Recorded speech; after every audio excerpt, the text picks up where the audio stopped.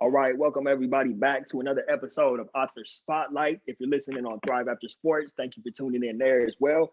Folks, we have a very special guest today.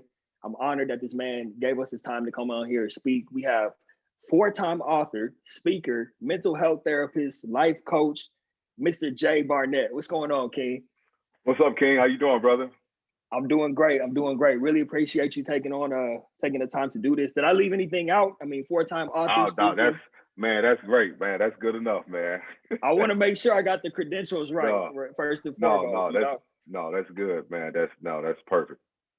Awesome, man. So one of the main reasons I've just been truly inspired by your work since I first got connected with you, and I appreciate all the support you've given me on my end as well. I actually first heard about you through our mutual friend Joe Hawley.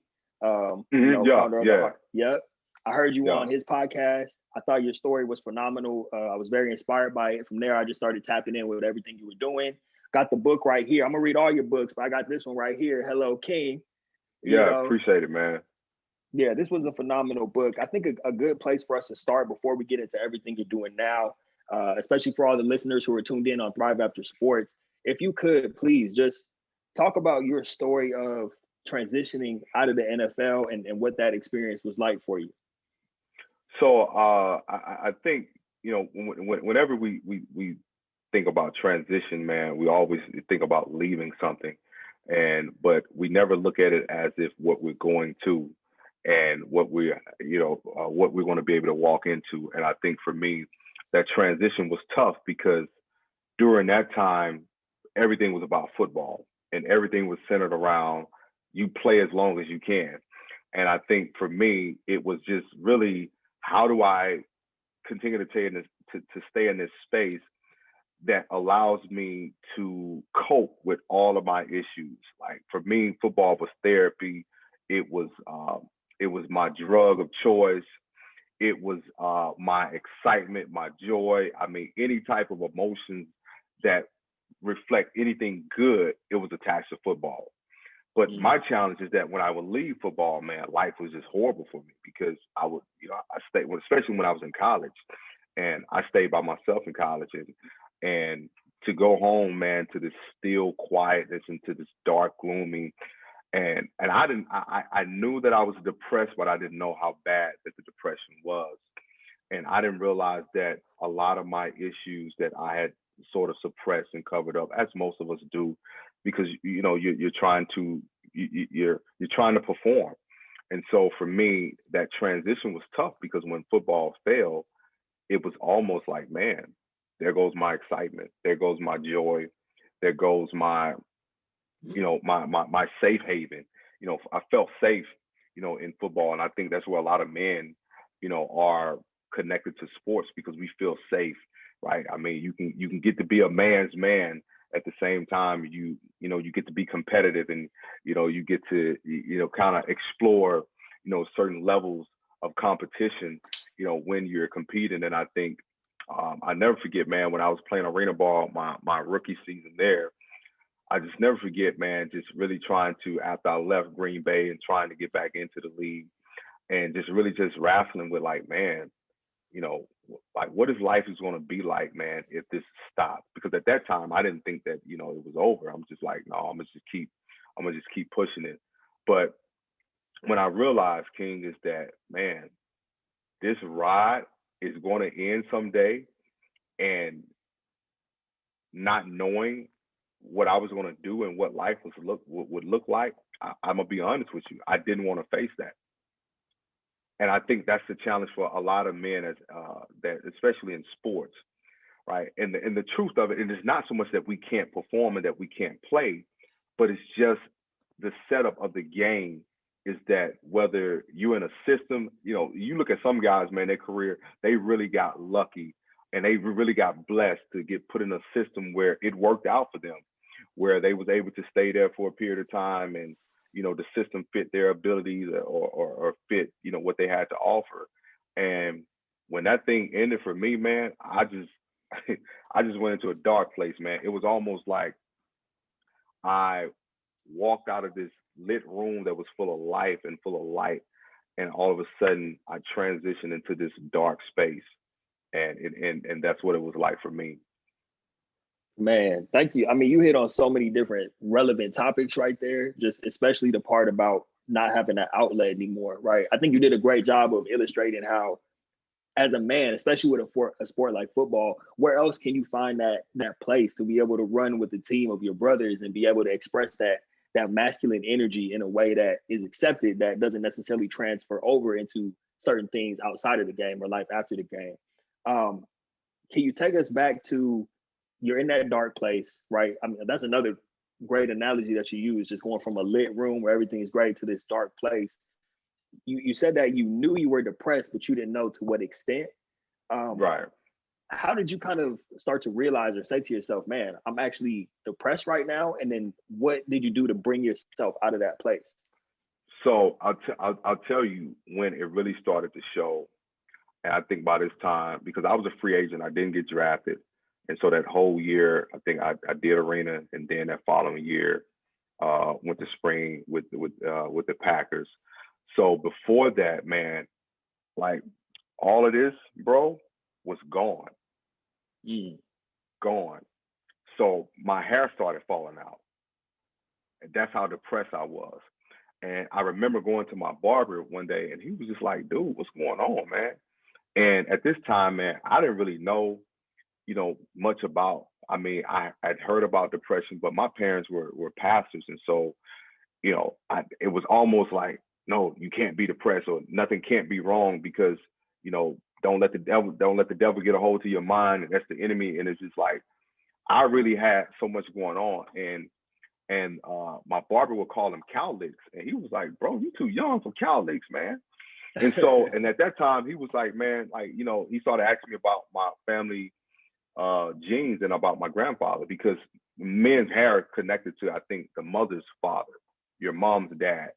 So that gene pool of the grandfather is going to determine. And my grandfather passed with a head full of hair, so I knew that my hair falling out at a young age was not in my bloodline. So Right. that's when I knew that was like, all right, something's going on. So I started looking up, like, dang, different symptoms. And one of the things that I always did, man, I was just lay bro, I would just lay and sleep all day, like you hear about pregnant women. So in case of some woman watching this video, because I don't want them thinking I'm being insensitive, but I would sleep, man, like a pregnant woman, as they would say. But a lot of times, man, it was dark. I was very withdrawn. I mean, whenever I went to my room or went to my apartment, man, I just stayed there. And it wasn't until after, probably a few years later, because I didn't really know what to do. And of course, as what we do as men, we just bury ourselves into something else. And for me, it was just kind of like, all right, I went to Houston and I just started training with my best friend at the time, who was helping me prepare. And so, I'm working around other guys, that was playing with Green Bay and some other teams. And so, we were all training together. And that allowed me to not give attention to, my own thoughts and issues and different, hangups that I had internally. And for me, I didn't address it at that time. So, and it wasn't until it came back up after that, got back from Green Bay. It wasn't until after I got back and that everything didn't work out. And I was making a decision to either, okay, do I go back to arena? And at the time, they still had NFL Europe, because this is like 2006, 2005, 2006. And so I'm like, man, like, Jay, like, what are you going to do? And so the girl that I was dating at the time was an actress, an up and coming actress. And so she said to me, well, I'm going to move to LA, and you need to figure out your life. Like, if you're going to chase this football thing and this and that, she's like, I'm going to LA. And for some reason, man, and I want to connect the dots with people, is that she said, I don't care what you do with your life, I'm going to go pursue my dreams. What that felt like to me, it felt like my father leaving all over again because my parents divorced. So I want to connect people to how childhood experiences will show up in your adult life. And you will see things as you saw them in another space, in another time. And that led me to my first suicide attempt, because the suicide attempt was not only the fact that I didn't know what I was going to do with my life, but it also was a cry of help, because I wanted her to kind of like, show up for me and just stop me and just walk in and say, hey, listen, don't do this.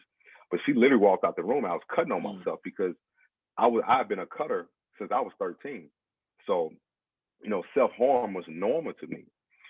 So that whole thing to kind of move the story along, but it was probably, man, and that was 2006. It was probably like 5 years later, probably 2010, 11, that I really started seeking help to get, to help with my depression. And because my parents didn't understand it. They just said, man, you tripping and all this. And I'm like, no, man, like something is going on, man, with me. And not having football, not having a safe space, like I wouldn't talk to nobody, man. I was very like, and it's still, I was dating a girl. I started back dating a girl some years after that. And she really, brought it to my attention. She's like, yo, dude, you need some help, man. And because I think she could see the rage and the anger. And like, I would get upset at her, but it wasn't her. It was more so like, shit, I don't know who I am. I don't know who I am without football. Like, I don't know what I'm going to do, and here's what we do. Here's a blueprint to athletes. When we leave sports, we all try to figure out a way how we can stay connected. So I started, and I was, a guy that I worked with coming out of college and preparing for my the draft and the combine stuff. He worked with the Jaguars in the off season. He was a strength and conditioning coach. And so when I worked with him, he had showed me everything, like, all the different techniques and methods. And so he was like, man, I want you to learn this stuff. He's like, who knows, you may want to do what I'm doing. And I really enjoyed it. And so what I did was I took everything that I learned from him. And so I started training other athletes and doing combine prep, all that different stuff. But none of that was fulfilling. And that's when I realized that, man, something is really missing. And it wasn't so much that it was football, but what was missing is how did I identify myself outside of football? That what was missing, because I didn't have an identity. And as I tell athletes all the time, football is what you do. It's not who you are. It's just like your job. It's what you do. It's not who you are. Because if you know this, man, that's a game that that many of us fall in love with, but it's not going to love you back. Right.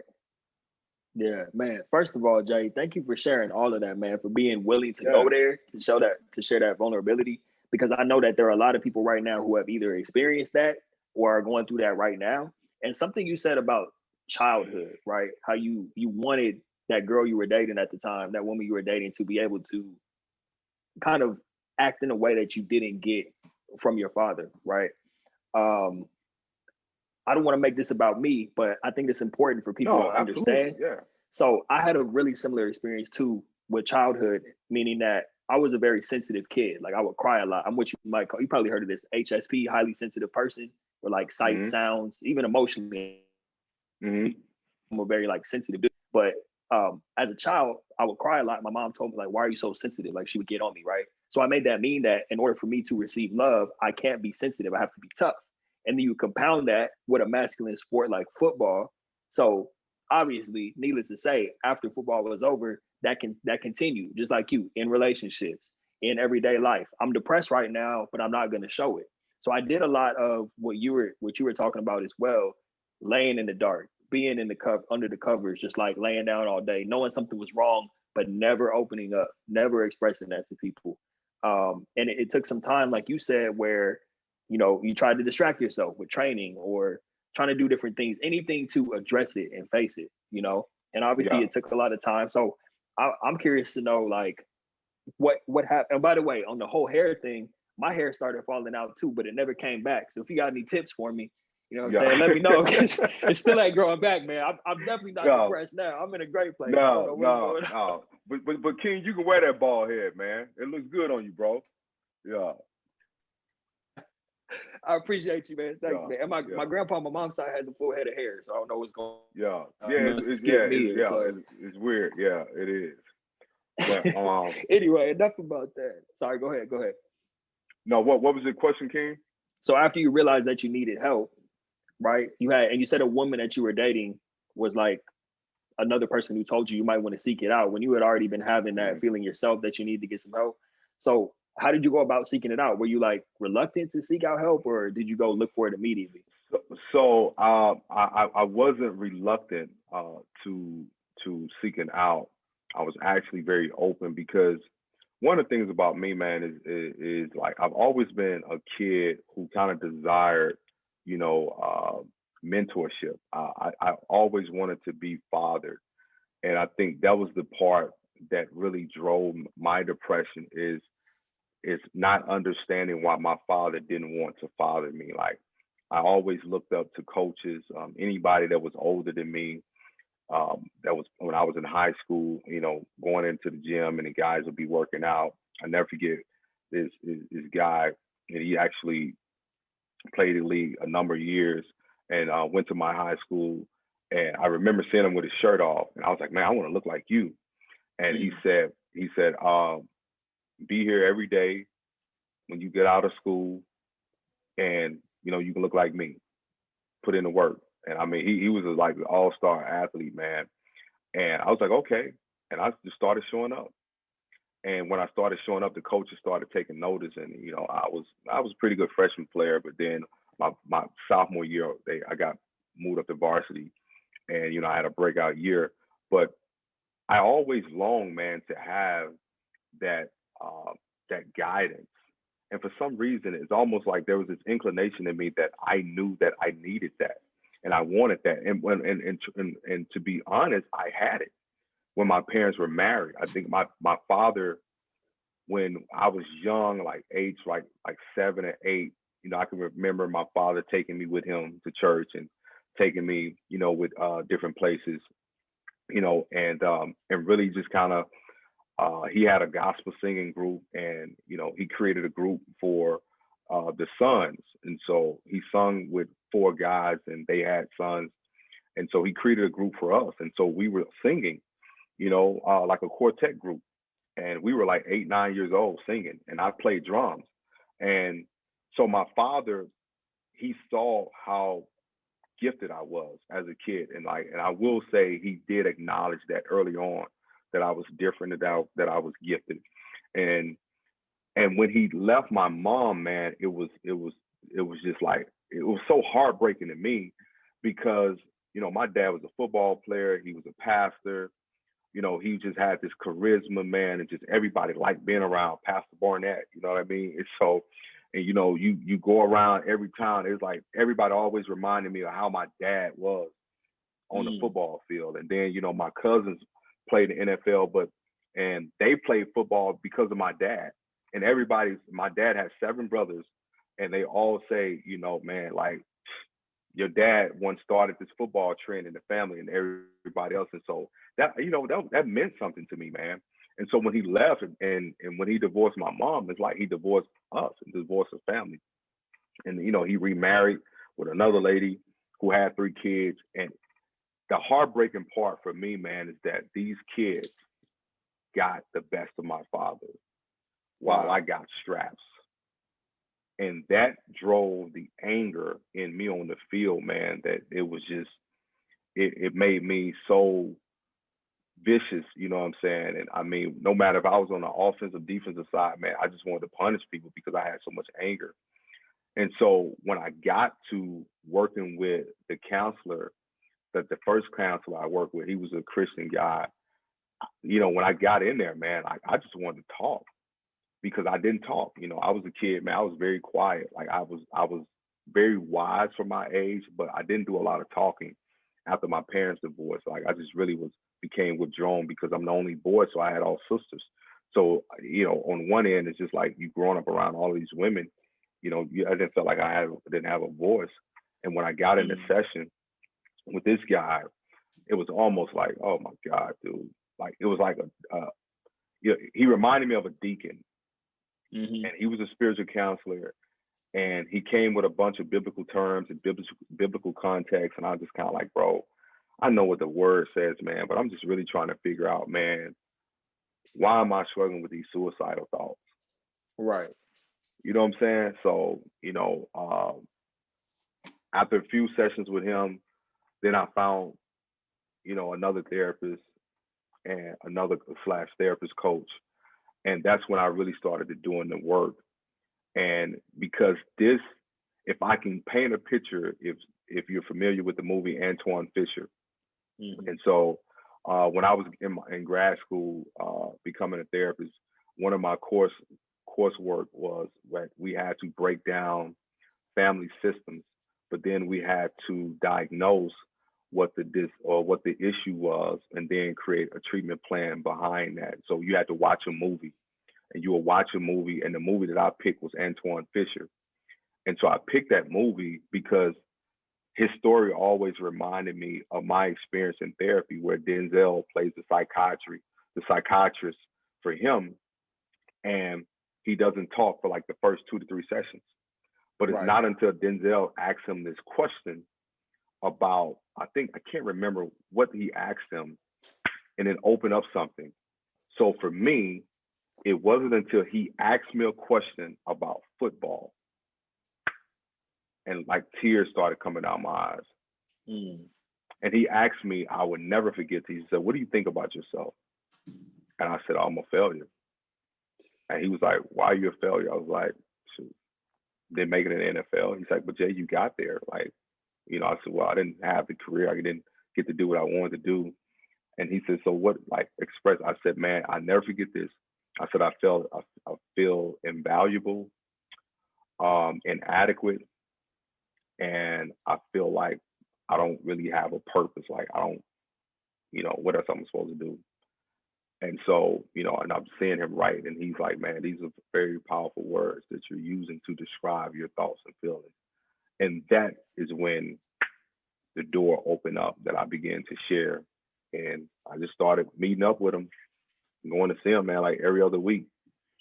And then I would take breaks, because you have to take breaks when you go into therapy, and that's when I started my journey, man. And that was back in like 2011. Wow, man, that's profound. That all it took was him asking you about football, and that's what opened up. That's what caused you, Mm-hmm. all those pent up emotions to start coming out, man. And I feel like at the end of the day, that's almost what a lot of players go through. A lot of former athletes, even if they know they're not going pro. Like, I knew I wasn't going to play in the NFL. When I came home from college, I just felt like a failure, like, because I had nothing else going for myself. I'm thinking I'm Right, gonna go to right. college, be the first college graduate in my family, and be able to change the whole trajectory of my family's life. And because I came home with no experience, didn't even know what I wanted to do, depressed, no job prospects, living back at home with my folks, back in my childhood bedroom, looking at all my little Pop Warner trophies. I'm like, man, I'm a loser. Like, this is not how I thought I'd be making 6 figures fresh out of college or something. Right, right. So thank you for sharing that component, man, because I think a lot of people need to understand they're not alone in that, and feeling Yeah. that But failure. even in what you just said, King, is really, whether you're an athlete or not, especially as a black male who comes home from college, man, like, those are real thoughts. You know what I mean? Mm-hmm. Those are real scenarios, and especially when you got to go back to, what you left, because we all felt when we left home like there was no going back. You know what I mean? So it's Right. like, it's home, college, and then wherever else is like, I'm never going back home. You know what I'm saying? So Right. no matter what, so I'm never going back home. And so I think, what you just shared, man, is so real, man. And that's why my mission now for helping Black men heal, and men in general, whether you're an athlete or not, man, because it's hard being a man, dude. And, Right. and I mean, and sometimes people don't realize, because you are defined by what you're able to produce as a Mm-hmm. man. And when you are in a space where you feel like you can't produce, and not because you can't, but maybe you haven't discovered on what you have been given to produce something, it's a tough space to be in. And so society puts that pressure on us, and then you get in a relationship, you feel pressure, whether the woman does it unintentionally, subconsciously, like, you feel the pressure to be. And when we can't be as men, we feel lost. Mm-hmm. And so going through my healing process and going through that journey, and I tell guys the biggest lie that I ever believed that football was the only thing that I could do. Right. Being an athlete, let's just say being an athlete was the only thing that I can do. And that's why I think that it's so dope, man, what you're doing with the Life After Sports, man. It's amazing work because these kids need to see that. They need to hear it. They need to see examples of Black males like yourself that are representing what the reality looks like. Because the truth of the matter is, man, as much as, we all could play professional somewhere, period. That's just like the reality of it. But again, the dynamic of the sports world and how it's made, that won't happen. Like when you see these kids, man, I've talked in schools, and it used to be kids wanted to be like, let's say NBA or football, or, stuff like that, man. Now it's just entertainment. I want to be a rapper. Mm-hmm. I want to be a rapper. You know what I'm saying? So I want to be a reality show. And what has happened is that social media has really changed the depiction of success. So you're not successful until you do this. You're not as successful until you have this many followers. You're not successful until you can show how much money you make. You can show how much you're traveling. And so now we've been inundated with all of these different messages. And now you put a young Black kid, young Black male that just went to college and he did something great, right? The first to go to college, and like I was the first out of 5 kids to go to college and graduate, so I'm the oldest of my dads with my mom, but I'm in the middle with all of the kids that he had. So I was the first, out of my older brothers and sisters. So even if, let's say a kid does that, you do that, but let's just be real. Who's celebrating that? Right. You know what I'm saying? It's just kind of like, oh, that's cute. You know what I mean? Because you know why? Everybody has this idea like, man, we want to be on TV when your name is called, because not only is this solidifying your position in the family, it's also validating the family's position within their own system. Right. So it's so much tied to that. So when you have a guy who doesn't make it, right, rather than the family coming to console him, it's almost like, oh, you didn't make it. It's on to the next one. And see, that's the pressure that falls on us as men, because when we fail, there's no one there to really support us while we're falling. See, when men fall, people just walk by and be like, oh, you'll be all right. You can get up. Right. Because there's this notion that you're a man, you can figure it out. But no, and I want to debunk that. Being a man doesn't mean that we, like, as you just, like you said, I had to figure it out. I had to figure it out. It took me going through 2 suicide attempts to figure out what my purpose was. Now, hindsight is 2020. Looking back, would I have wanted to do that? Because it was it could have went the other way and I not be here. But it takes time. And I think having examples of that, no, it's really a journey. And if this doesn't work out, doesn't mean that you're a failure. It just means that there's another space that you can insert. There's another thing that you can do. There's another idea that you can push. There's always another way out. And that's what I really want men to take away from this interview. That's awesome, Jay. You're doing a great job of doing that already, man, which is why I wanted to have you on. I mean, obviously we're going to talk about your book in a second, but, Thrive After Sports is the name of the podcast for a reason, to talk about people like yourself who are thriving and giving back. So I'm curious to know, like, at that point, you're getting the therapy, you're seeing different counselors, you're starting to heal that part of yourself and address all the issues that we just talked about, that you just lined out. How did you start to carve out a lane for yourself? How did you know that you wanted to become a therapist? You wanted to become an author? How did that process unfold for you to start giving back and healing others as you were healing yourself?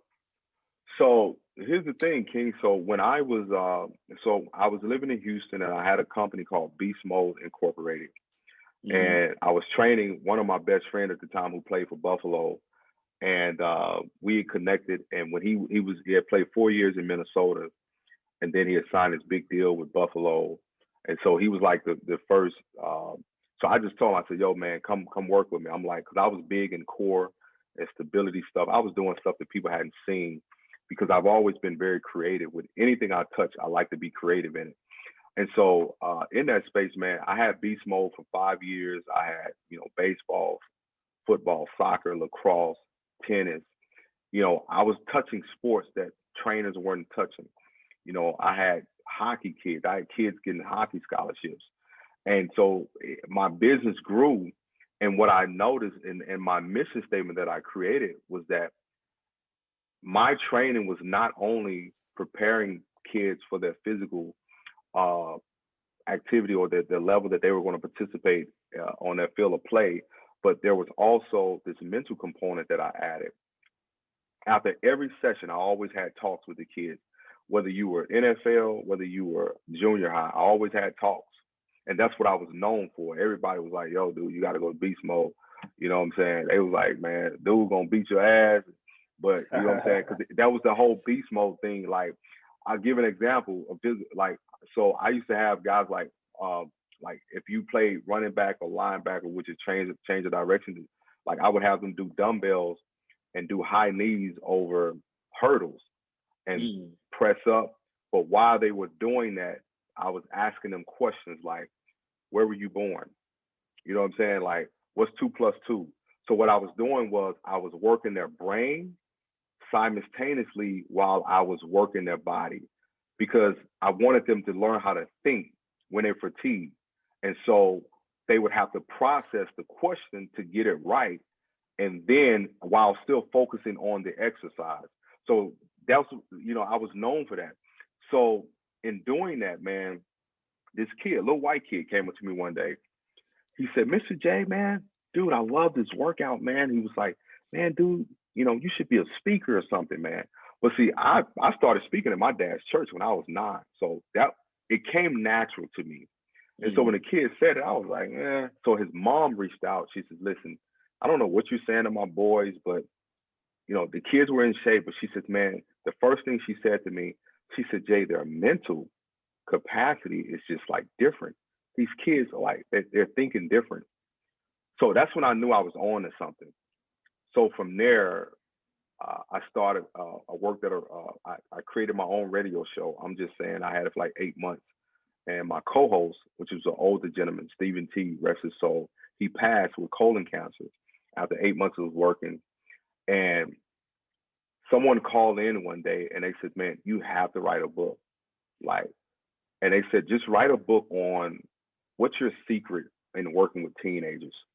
Because, man, I had Black, white, Indian, Asian. Like, it looked like the village people in there. Like, because like it was so many different nationality and ethnicities. And people would literally come to my sessions. They would come to the gym just to watch me, because I had girls working with boys. I mean, so it was just, they had never seen someone that could have that type of cohesiveness with so many different people. Right. You know what I mean? And so for me, I was just like, man, this is just what I do. This is just who I am. And man, when I kept working that thing, like God spoke to me one day, I dropped the book and God said, I want you to lead this and create programs. So I started creating programs for kids that were in foster care and group homes. So I took these programs in there and I started mentoring and speaking while I was still holding on to beast mode. But what happened is that I began having more fun and having more fulfillment at the group home than I was at beast mode. Because I was doing group therapy and I didn't know it. You know what I'm saying? So I was mentoring these kids. I created a whole emotional recovery program and didn't know it. And that's crazy. And it wasn't until one of the directors said, dude, have you ever thought about being a therapist or a counselor? And the thing about it, King, I was working with girls who had been molested, been raped, abused, the whole nine. And I had 3 group homes. I had one that had 50 girls, and I had one that had 20 girls and boys, and then I had another that had all girls. And I was working these things like, and man, and the testimonials were just mind blowing because everybody was like, man, you never see no black man come in here and work with white girls. It's like that's unheard of. The staff member was like, hey, can you work with us? Like, I got some stuff I need to talk about. And so I was like, So I prayed about it. And God spoke to me. He says, no, I need you to go back to school. And literally 5 years ago, 2015, he said, I need you to go back to school because something is coming and you're going to be needed in this space of therapy, mental health. I didn't know what he was talking about. Enter grad school, man. I got accepted. From the first class I took, King, I knew that's where I was supposed to be. From the first class was fundamentals of therapy. Never forget it. And I started reading about family systems and family dynamics and homeostasis and how, like, until you have actually changed the pattern, you're going to always revert back to what you know, which is the homeostasis, because you go back to what you know because it's safe, because it's comfortable, because it's normal. And so anything outside of that, it's abnormal. Dude, I was like, oh my, dude, I was rushing home to study and I was taking one class. And I'm like, dude, this is where I'm supposed to be. I'm writing papers, dude. And it started unlocking so much about my family and about myself. And I said, oh yeah, this is where I'm supposed to be. And in that, as I've always done, I said, you know what? I said, God, if I'm going to do this, I want to do it my way. I want to do it in a very unconventional way.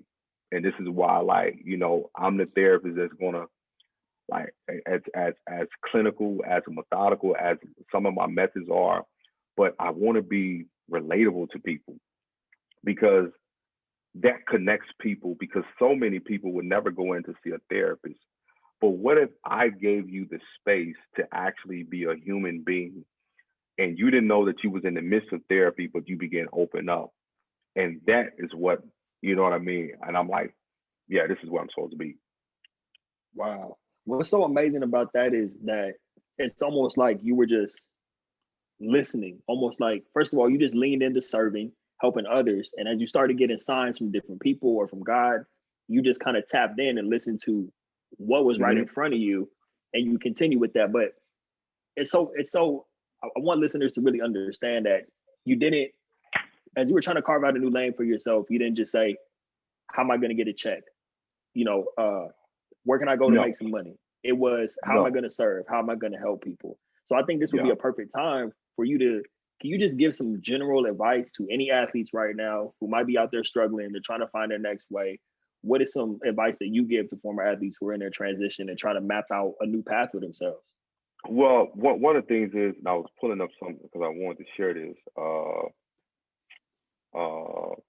So yeah, and I wanted to make sure I touch on this. One of the things is that, the one thing that I love about being an athlete and love working with former athletes or current athletes is that we're conditioned to understand process. So we always understand that there's something that we are sacrificing for a goal that's greater than ourselves. Mm-hmm. Now, when you walk off the field, if you can translate that into your life, now you have an understanding on how you become a servant. That what can you look at and contribute to that's greater than you? And what I wanted to contribute to was that, man, there's a lot of kids that went through divorce. There's a lot of kids that has experienced abandonment, rejection, abuse. There's so many kids that, because when I remember, man, when going through, the divorce, like my dad was a big time pastor. It was all over town, dude. It was like going to school was like everybody knew. And I mean, it was just traumatic. And my mom didn't take us to therapy, you know what I'm saying? So it was just like, y'all get over it. We moving to Texas, y'all will be all right, that type of thing. So like there were no one there to help coach us through the transition that was getting ready to happen. Because what parents Mm-hmm. don't understand, not only, see, the divorce is just not impacting the husband and wife, it's impacting the children. It's impacting their emotions. It's impacting their outlook, because now this child is going to have to work through the idea that was created from what they knew. Because now I have to formulate a new idea about life. And especially for us, because infidelity played a huge role. So not only did this affect my Mm-hmm. sisters, but it affected me as well. So saying all that to say is that I went back to where I was at 13. And this is really, King, what keeps me humble. This is what keeps me level. This is like, no matter what platform I'm on, I can be interviewing with, what I'm saying, Oprah. It's going to be the same energy that I'm going to give you, because I would Right. never forget what that 13-year-old boy went through as he's watching his dad walk away from his family. Mm-hmm. And so when I think about that, I said, okay, how can I help other teenagers process, understand? How can I help them find their way? So to former athletes, if you're out of sports, if you're trying to find a way to connect to something that's attached to your heart, not attached to your pocket, not attached to your idea of success. Because when I got into this, I didn't get into this because I wanted to, like, I was late to social media. I was a late bloomer because I was such a private person. I'm like, man, I don't have time to be doing all that. You know what I mean? So I was always focused on, work. So I never got into this because, people are going to look at me as being this, this therapist or whatever. And it's funny because people go back and watch old YouTube videos of me, back in 2012 when I was doing back to school events, when I was doing queen events for teenage girls, and I was doing all these things. Like, that's always been me. So, and they like, dang, dude, I'm like, dude, I've always been about young people and always been about building people.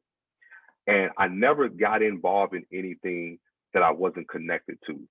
And that's the biggest challenge for a lot of athletes. Like, I went out, Coach King, I went coach at a private school for one semester. I was coaching receivers. And I remember coaching on Friday nights and then waking up on Saturday mornings and having to go, watch film and all that stuff. I said, this ain't for me, dude. And the coach was like, yeah, but football and this and that. I said, yeah, but this ain't me, man. I'm not passionate about this. You know what I mean? And so what I encourage guys to do Mm-hmm. is look for things that you're passionate about. And here's what I mean when I say passionate: things that tug at your heart, things that you feel connected to, things that you can look at and say there's a draw in it that connects me. And I'm not looking at what can I get out of it? How much money can I make off of it? Because in the work that I've done, it's always been about kids and working with single parents, because anytime you're working with kids, you work with a lot of single parents. And there's many times that I haven't seen very many fathers that will come to the sessions and things. And that was a difference maker for me, because where I am now, it led me back to my childhood experience, my childhood pain. And if you know anything, purpose is usually hidden inside of pain. Mm-hmm. And your greatest pain is in it. And if you're really in pursuit of it, your greatest pain is going to reveal your greater purpose in life. And I think if more athletes can look at, okay, how can I serve the world? How can I, lead in some capacity, whether that's business, whether that's in mental health, civil services, whether that's in education, whether that's in sports, get connected to something that you're connected to. Because I've seen guys come out, dude, go buy a Subway. Dude, you know what I'm saying? And again, but and I'll tell you something, even if you look at Shaq, when he does his interviews about investment, about money, he will tell you, he's never invested in something that he wasn't connected to. So he didn't invest in something just because it would bring a return. He invested in things that he was connected to. And the reason that he would invest, not only was he connected, it also served a greater purpose than him. Because if investing into this business is going to create 100 more jobs, then he said, I'm with it. But it never got involved in something because it would bring money.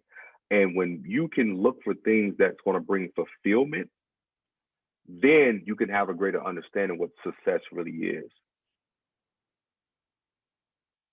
Right. I mean, I think that's really strong advice, Jay. And I love the fact that you touched on the high school coaching part of it too, because as you know, I mean, I'm working with a lot of male and female former athletes who play at the college level. So they don't necessarily have money to invest in the subway or anything like that. But one thing I see is that they do gravitate towards coaching because it's comfortable or they don't know anything else outside of the game. And also, what you said, leaning into fulfillment, because some people do make great coaches and get fulfilled by coaching others. But a lot of times it's almost like if you're going to be a coach just because that's all you know, then that's not really bigger than you because you're doing it for selfish reasons versus trying to have an impact on the up and coming athletes. So I think that's huge that you shared that. And you said, I might be butchering what you said, but you said something about almost like heart centered, not money driven. That's the best way you can go about it.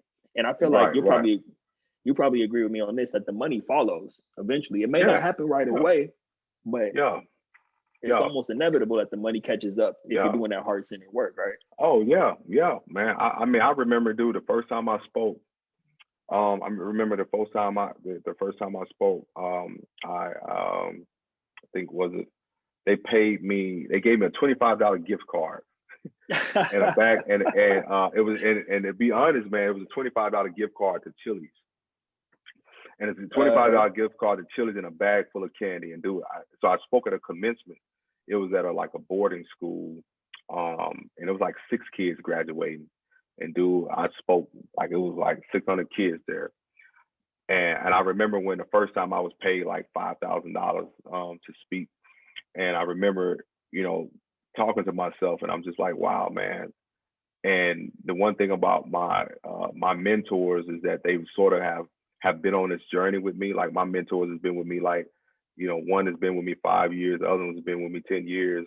And I remember having conversations with them about how I was starting this journey of healing and restoring these kids. And I remember that there was days where they was like, man, dude, you got to get your money, Jay. You got it. And I just said, and I could never respond. I was like, man, but what I realized is that the 5,000 to me, it's not so much that it felt less invaluable than the $25 gift card, but what the $25 gift card represented outweighed the 5,000 because it was the first time that someone valued what I had to share.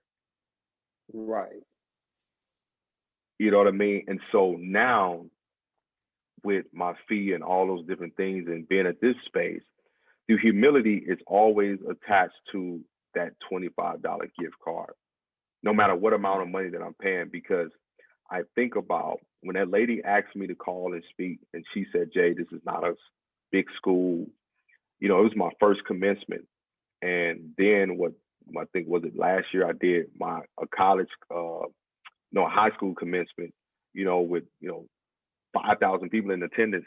And so just looking at that growth, and if people can take the journey, see, the issue with individuals today is like everybody's trying to get to the destination. And it's just like, man, I just got to get there, rather than saying, no, how can I get to the journey? I mean, how can I get on the journey and embrace that? And that's the beauty of it. And as you get on the journey, you realize, man, this is just my life's work. And when I look at it, who I am today is who I've always been.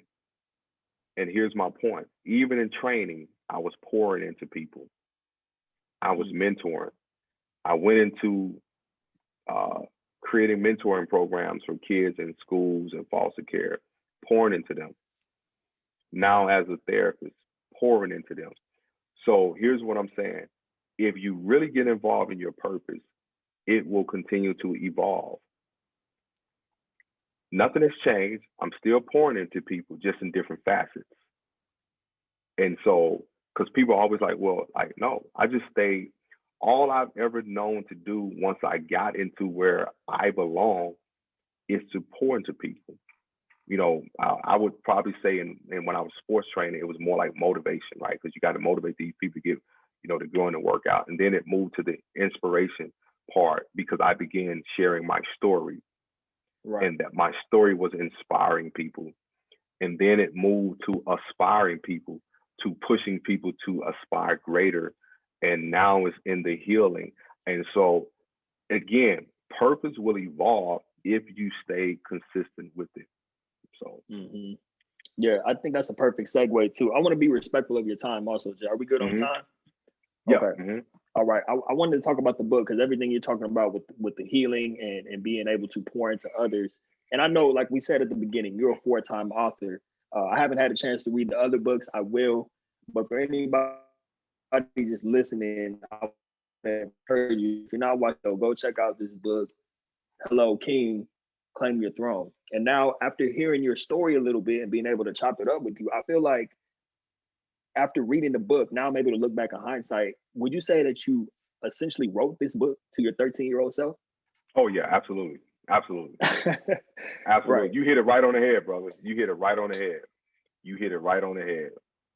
Absolutely. I wrote that book to 13-year-old Jay. And I wrote that book because whether you are 15 or you're 50, because if we can be truthful, every man that has not fully discovered who he is wrestling with the little boy that he once was. Wow. Um, Wow.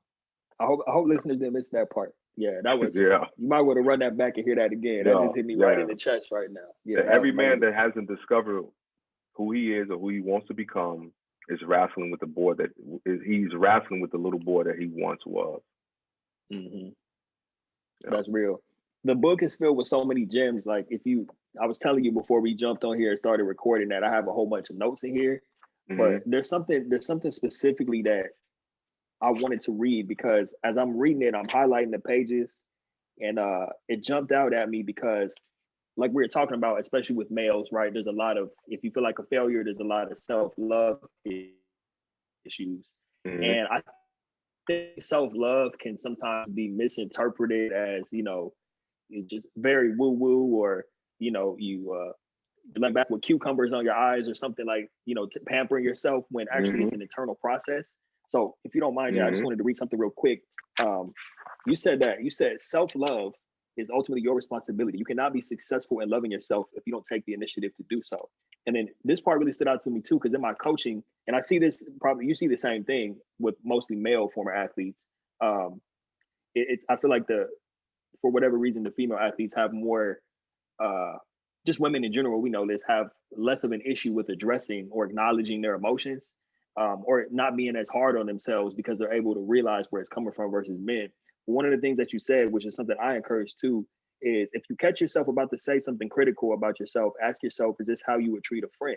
Would you be so harsh with the friend if he or she required your comfort in that moment? When we hurt, we need comfort and kindness. We need love. When we doubt, we need love. And we need love from ourselves just as much as we need it from those that we count on. So count on yourself. Treat yourself with the same kindness you would a friend. Those words really just jumped off the page at me, because one of the things that I always tell former athletes too is to treat yourself as if you're your own best friend. And that's a really simple statement, especially compared to the way you laid it out. But that's profound, though, King. That's profound, bro. That's a profound statement. Thank you. But I just really wanted to point that part out and read it, just so listeners can understand. Obviously by hearing your story, they understand what type of work you're doing. But I think this book is essential for anybody. I'm reading it and having to remind myself of this stuff. So I just want to, man, I just wanted to acknowledge you for that and make sure that I got to read that part out loud, because that's, amongst other things, one of the main things that jumped out at me. Yeah, and I think, and I'm glad that you bring that up, man, because I think that if we can challenge and really help men foster in those spaces to understand, like what self-love looks like for men, the behavior of men will change. Mm-hmm. I mean, when you think about it, you know, there are a lot of men, dude, that don't love themselves. Right. I mean, when you look at a lot of these senseless killings, and when you look at a lot of these, you know, even when you look at a lot of the what, because it was funny. I was listening to Moneybag Yo this morning. I was going to my boxing workout, and I'm listening to a lot of the stuff that these guys rap about. These kids are super talented, but their picture of life, it's always from a dark space. And so if Right. your picture is dark, then how you color will be dark. So they're coloring to all of their listeners the same pictures that they're taking in. Doesn't matter how much money these guys got. I mean, you know, just take a look at all of the guys who died from that OD, you know, the rappers in 2020. And so, you know, these guys are always trying to mask something. And I mean, you know, whether it's with drugs, whether it's with women, you know, it's like with cars, whether it's stunning for the gram, like all of these are just, I'm trying to mask what's really going on. And the gift is what it is, because the gift is that, okay, you can spit. The gift is that you can rap, you can sing, but the real question is, who are you? Right. And then and as you listen to their lyrics, you hear who they are. Mm-hmm. And so I think if we can promote more self-love, man, with men, and there's some other things that I'm working on that we actually are rolling out here in the next month or so, that's going to be great for men, that's really going to allow us to really change the depiction on media, because that's where it's going to start at. We got to have a solid position in the media realm, so men can start seeing these visual pictures and visual images, because right now it's just kind of like, all right, you know, what shows really promote Black men to be in great spaces, or to even have evolved conversations like you and I are having right now. Mm-hmm. Yeah, I think that's huge. You actually beat me to it. That was going to be my next question, because I saw you make that announcement. I think it was last week or maybe the week before, that you're working on that big project. I was going to ask you, like, what can the world expect from King J Barnett? Like, what is next? What you got on the horizon, short term and long term? Just what's up next for you? With short term, I'm on to peace. What is it? I just lost my train of thought. Peace of Mind with Taraji P. Henson. So I'm on her show. So my episode airs in a few weeks. And so I'm on there with her, and then also I have my own project that will be releasing probably sometime this spring, The King's Table. And so we'll be releasing like 3 or 4 episodes with that. And long term, man, we're putting together this Heal Tour right now. So I'll be, you know, calling on you as well to join up with us, man, because the Heal Tour is going to be about Black men. Myself, Marcus Smith, who's a former athlete, and so I'm going to work with like 4 guys, and most definitely want you to be a part of this tour.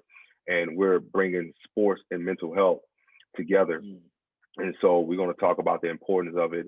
And of course, you know, we've been getting calls already, but what I want to do is I want to start shedding light and really putting Black males on display that kids want to see and want to hear from, you know, because they want to hear from athletes, you know, they all want to, you know, but not only that though, even kids who aren't athletes have a respect for athletes, right? Because again, right, I think there's just a great reverence for, you know, when you can be committed to something. So, but no, that's the long-term thing. And right now we have about 100 schools that we're looking at to start this tour. So, but yeah, that's what's coming up next. Man, that's amazing, Jay. I'd be honored to be a part of that, man. Oh yeah, absolutely, man. Yeah, it's like a lot of work out here to be done, man. It's a lot of work out here, and I tell people I'm not trying to do it all by, like, bro. When guys like I will be the first to tell you, please come help us, because it's a lot of work, man. Right. It takes a village, for sure. It really does, man. It really does, man. Yeah, and I think that's great that, like you say, you're trying to show more positive examples of Black men doing great things out in the world. Like, that's part of my mission too. I feel like my broad mission is obviously the transition space, help athletes transition. But recently, as you've seen, and I love to talk to you about this as well, I'm really focused more on the athlete to entrepreneur space, showing not just, of course, we all hear about the LeBron Jameses and all these celebrity athletes who are dipping their toe in entrepreneurship, like before, during, and after their careers. But I think it's important for, you to see the everyday people, like people who aren't household names necessarily, but who are former athletes and doing great things. And behind that, of course, is showcasing the Black athletes as well. Because like you said, we need more upstanding Black role models for young men to look at who aren't rappers, right? Yeah, because think about this, King. We lost three. If we could we lost three Black men that could complete any Black male excellent Mount Rushmore. Right. We lost Kobe. We lost Chadwick, and we lost Nipsey. Yeah. And look at these three Black men. They each represented an element that Black boys look to. Kobe sports, Chadwick entertainment, and Nipsey, rap and hip hop, and well, should I say music. So who's going to replace these guys? Exactly. Yeah. Especially Nipsey. Nipsey was the one that cut deep from, I'm from California. So I've been following Nipsey since I was a freshman in high school, or probably like 8th grade. And like you said, not just the artistry, but the entrepreneurial side, coming out of the lifestyle of being a gangbanger and being able to go back and say, look, don't be like I did. This is a way you can get out. These are things you can do for your community. We can go on and on about all that, man. I want to be respectful of your time, but I just want to say, first of all, I want to not only thank you for coming on and sharing today, because I know that there's just tons of value and tons of gems that you dropped in this episode. But just thank you for all the work that you're continuing to do. And I think even something like you said, with all the great projects you got going on, even with Taraji P. Henson thinking highly enough of you to invite you onto her show, I'm excited for you. I think that speaks volumes to the quality of work that you're doing and the message and the heart behind everything. And the fact that you're going to get that level of exposure means that the healing is going to happen faster than it would have otherwise. So congratulations to you. You're someone I look up to and admire as a role model. Like when I see you putting out stuff, and like your grind inspires my grind and pushes me to be better and want to focus on the healing more. So I just really appreciate that, man. Before we get out of here, please, if somebody's been living under a rock and for whatever reason doesn't know how to look you up or find your information, can you please share all your socials and how people can get in touch with you? Absolutely. Yeah. And thank you, man, King, for having me on, man. So I appreciate the work you're doing, and I love the athlete to entrepreneur, because, and I want to say this to people, man, and to understand context and what you're pushing, that even if you don't own a business, what King is doing is really teaching you how to think like a business. You know what I mean? Because when you start to see yourself as a business, right, your decisions are different. And if more people, and so just to kind of, provide people, like, that's what you're doing. And I love your mission, man, because again, man, there's so many athletes out here that are lost. There's so many athletes that really want to find their way. And I'm praying that they can get connected to you and really help understand that they have purpose beyond the field, beyond the court, beyond the diamond. You know what I mean? Because, it's just, nothing can replace that feeling that we got when we played sports. It's the endorphins and the adrenaline, the rush, man. Like I don't care what nobody said. Nothing can replace that.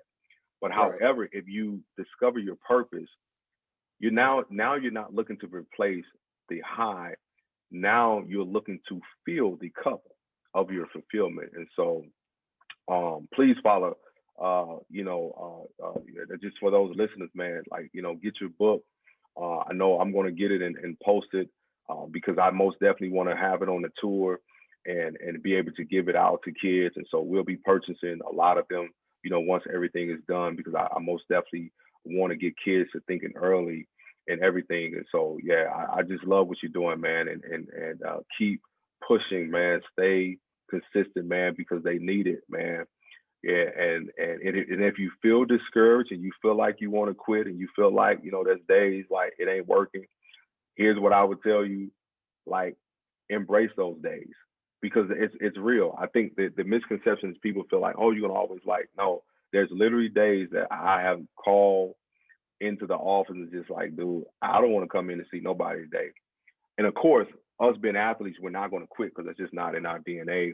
But it's just really allowing yourself to have that moment because Right. it's tough, you know, and so it's tough, man. And so, but yeah, if for those that want to follow me, I'm on Instagram and Twitter, King J Barnett, and then also my website if you're looking for counseling, online counseling and coaching. It is kjbcoaching.com, kjbcoaching.com. Man, all right. And we'll have all of that information linked in the show notes. Jay, I can't thank you enough again, man, for coming on and for the acknowledgement. I received everything you said, so I appreciate you, man. Yeah, I've been working on that, on receiving the acknowledgement. You know what I'm saying? Yeah, bro, so, trust me, man. I do the same thing, dude. Like, right. I had to do the same thing, man. So, because again, nobody teach men how to receive. We're programmed to always give something. Exactly. Yeah, man. But I definitely appreciate it. I received all that acknowledgement. You just made my whole day. Once again, thank you for coming on. Thank you for all the work you're doing. Brother. For everybody listening, go tap in with King J Barnett, you know, and whatever that looks like, absorb the content, support the mission, get the books, tap in. What you said that the episode with Taraji is dropping in a couple of weeks? Yeah, in a couple of weeks. And so yeah, it'll be on the entire show will be on Facebook Watch, but of course we'll share the link. I think, you know, we share like a snippet of it here in the next week or so. But yeah, all that stuff will be on there. And then you can be able to watch the full episode on Facebook Watch. Got you. Awesome, man. Well, with that being said, everybody, thank you for tapping in to another episode of Author Spotlight and Thrive After Sports with the man himself, King J Barnett. We'll see you next time. Thanks again for your time, brother. Jay. Appreciate you. All right, no problem, brother. Thank you, man. Thank you.